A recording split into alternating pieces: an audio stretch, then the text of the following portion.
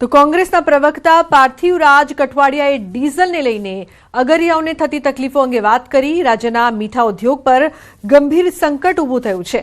અંદાજે 50,000થી વધુ લોકો સીધા મીઠાના ઉત્પાદન સાથે જોડાયેલા છે, જ્યારે આડકતરી રીતે 1 લાખથી વધુ લોકોની રોજગારી આ ઉદ્યોગ પર નિર્ભર છે।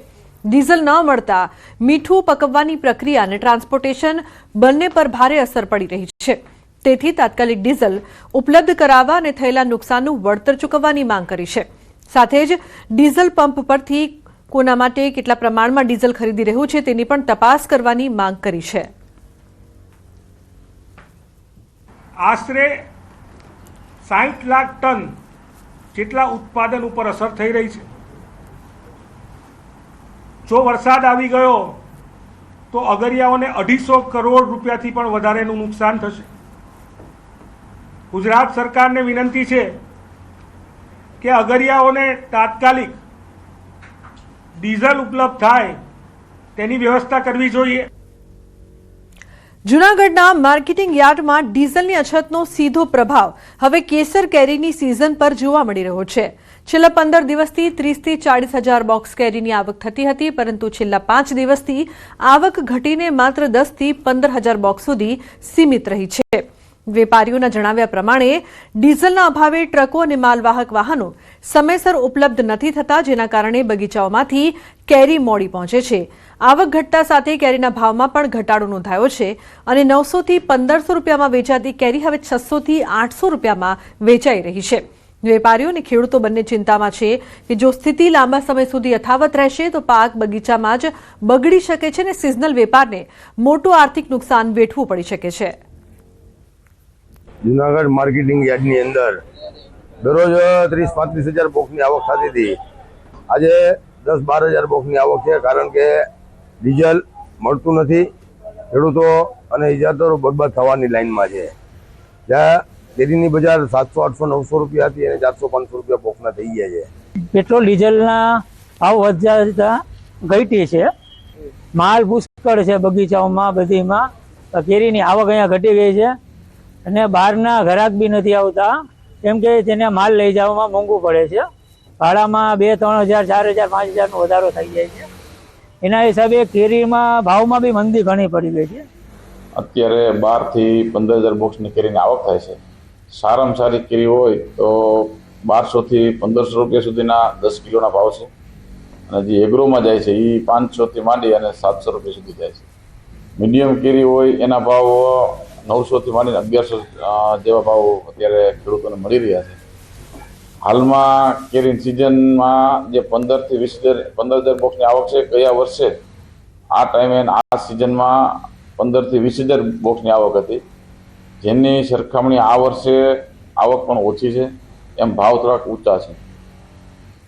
તો દેશમાં પેટ્રોલ અને ડીઝલના ભાવમાં સતત વધારો થઈ રહ્યો છે, ત્યારે દેશના વિવિધ રાજ્યોમાંથી પેટ્રોલના ભાવનો આંકડો સામે આવ્યો છે। તેમાં ભાજપ શાસિત રાજ્યોમાં પેટ્રોલના ભાવ સૌથી ઓછા છે। ખાસ કરીને ગુજરાતમાં પેટ્રોલના ભાવ સૌથી ઓછા છે। એનડીએ સરકારવાળા રાજ્યોમાં પણ પેટ્રોલના ભાવ ઓછા છે, જ્યારે કોંગ્રેસ શાસિત રાજ્યોમાં પેટ્રોલના સૌથી વધુ ભાવ નોંધાયા છે।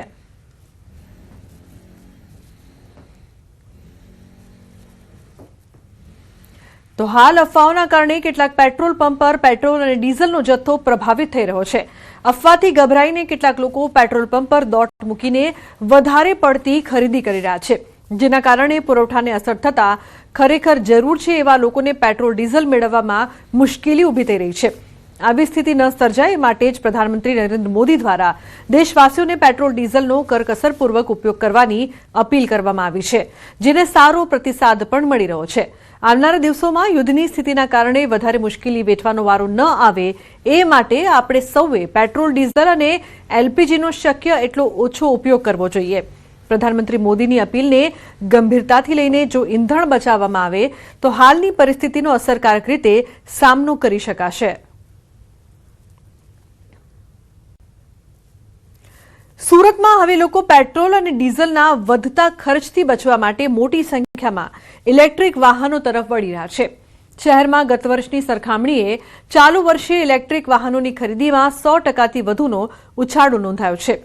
એપ્રિલ 2025 દરમિયાન સુરતમાં કુલ 987 ઇલેક્ટ્રિક વાહનોની ખરીદી થઈ હતી, જ્યારે એપ્રિલ 2026માં આ આંકડો વધીને 2011 સુધી પહોંચી ગયો છે. સરકારની ગ્રીન એનર્જી નીતિઓ, ઓછી ઓપરેશનલ કિંમત અને પર્યાવરણ પ્રત્યે વધતી જાગૃતિને કારણે લોકો ઈવી તરફ આકર્ષાઈ રહ્યા છે. હાલ પેટ્રોલ ડીઝલ વાહનો પર વધુ ટેક્સ લાગે છે, જ્યારે ઇલેક્ટ્રિક વાહનો પર માત્ર 1% જેટલો ટેક્સ હોવાથી ખરીદદારોને મોટી રાહત મળી રહી છે. ખાસ કરીને ઇલેક્ટ્રિક સ્કૂટર, બાઇક અને કોમ્પેક્ટ કારની માંગમાં જબરદસ્ત વધારો નોંધાયો છે. આપણે પેટ્રોલ ડીઝલની અંદર 6% આપણે આરટીઓ ભરતા હતા, એની સામે ઈવીમાં તમારે 1% આરટીઓ ભરવાનો છે. પ્લસ આપણે સુરત મ્યુનિસિપલ કોર્પોરેશન ભરવાનું આવતું હતું 3.5% ટેક્સ. એની જગ્યાએ તમે ઈવી લેશો કોઈ પણ ગાડી, તો ઈવીની અંદર તમારે 1 પણ રૂપિયો ભરવાનો નથી આવતો. તો આ પણ એમને બેનિફિટ મળી રહ્યો છે કે આજે જે આપણે કરતા તે નહીં. પ્લસ તમને ખ્યાલ હશે કે આપણે જે ગાડીઓ લઈએ છીએ પેટ્રોલ ડીઝલ, એમાં આપણે 28% અને 45% આપણે જીએસટી ભરતા હતા. તમે કોઈ પણ ઈવી લઈ લો, એમાં તમને ખાલી 5% જીએસટી પેડઅપ કરવાનું રહેશે. એટલે બધી જગ્યાએથી એમને આ ફાયદો મળી રહ્યો છે. સુરત જિલ્લા છે, એમાં ઇલેક્ટ્રિક વ્હીકલોની જે રજિસ્ટ્રેશનની સંખ્યામાં છે એ નોંધપાત્ર વધારો જોવા મળ્યો છે.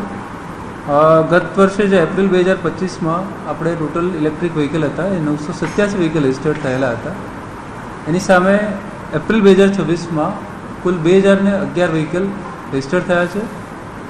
મે 2025માં 1006 વ્હીકલ રજિસ્ટર્ડ થયા હતા અને એની સામે મે 2026માં અત્યાર સુધીમાં 1176 વ્હીકલ રજિસ્ટર થઈ ચૂક્યા છે. હજી આ મહિનામાં બીજા વ્હીકલ પણ કુલ રજિસ્ટર થશે, એટલે કે લગભગ 100%થી પણ વધુ વાહનોનું રજિસ્ટ્રેશન થયું છે. દ્વારકામાં આજે ટ્રાફિક સમસ્યાનું કરુણ ચિત્ર સામે આવ્યું છે, જ્યાં સ્થાનિક વ્યક્તિના દુઃખદ અવસાન બાદ નીકળેલી સ્મશાન યાત્રા શહેરના ભારે ટ્રાફિકમાં ફસાઈ ગઈ હતી. ટ્રાફિકની ગંભીર અવ્યવસ્થાના કારણે પરિવારજનો અને સગા સંબંધીઓને ભારે હાલાકીનો સામનો કરવો પડ્યો હતો. પરિસ્થિતિ એટલી વિકટ બની કે અંતિમ યાત્રાની બસને દૂર રાખીને મૃતદેહને લાંબા અંતર સુધી પગપાળા સ્મશાન ઘાટ સુધી લઈ જવો પડ્યો. આ ઘટનાએ શહેરની ટ્રાફિક વ્યવસ્થા સામે અનેક સવાલો ઉભા કર્યા છે અને સ્થાનિકોમાં ભારે રોષની લાગણી જોવા મળી રહી છે.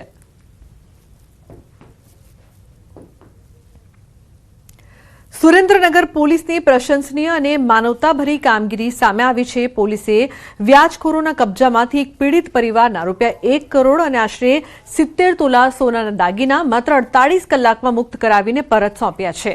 આ પરિવાર છેલ્લા 4 વર્ષથી વ્યાજખોરોના માનસિક ત્રાસનો સામનો કરી રહ્યો હતો અને વ્યાજખોરો તેમના દાગીના પરત આપતા નહોતા, પરંતુ પરિવારે આ અંગે પોલીસને રજૂઆત કરતા જ પોલીસે ત્વરિત કામગીરી કરી હતી.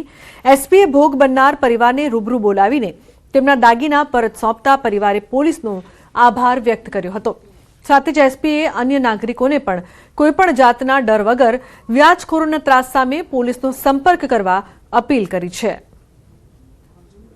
તો રબારી સાહેબે આ બધું હાથમાં કામ લીધું. રબારી સાહેબનું કામ બહુ સારું છે. 24 કલાક ન થવા દીધું. એમના ટીમે અમને બધી મદદ કરી અને 24 કલાક ન થવા દીધું. અમારું ઘરાણું 70 તોલા અમને અપાવી દીધું છે. એ જ 1 જ મિનિટની અંદર જે અરજી આપતા 1 જ મિનિટમાં સાહેબે જે પોલીસ ખાતું અમારું જે લીંબડીનો સ્ટાફ, પીઆઈ સાહેબ, પીએસઆઈ સાહેબ, તે આખી ટીમ સમગ્ર લીંબડીની ટીમ મળી અને તે ઝડપથી દોડી અને જે લોકો પાસે અમારા ઘરેણા પડ્યા હતા ત્યાં તે લોકોએ ખૂબ સારી એવી તપાસ કરી અને ખૂબ અમને મદદ કરી અને અમારું જે કંઈ ઘરેણું હતું એ પરત અપાવી દીધું અને તેમના જે કંઈ પૈસા હતા, મૂળગા પૈસા જે કંઈ, તે લઈ અમને રાજી ખુશીથી એકબીજાનું સમાધાન પણ કરાયું છે.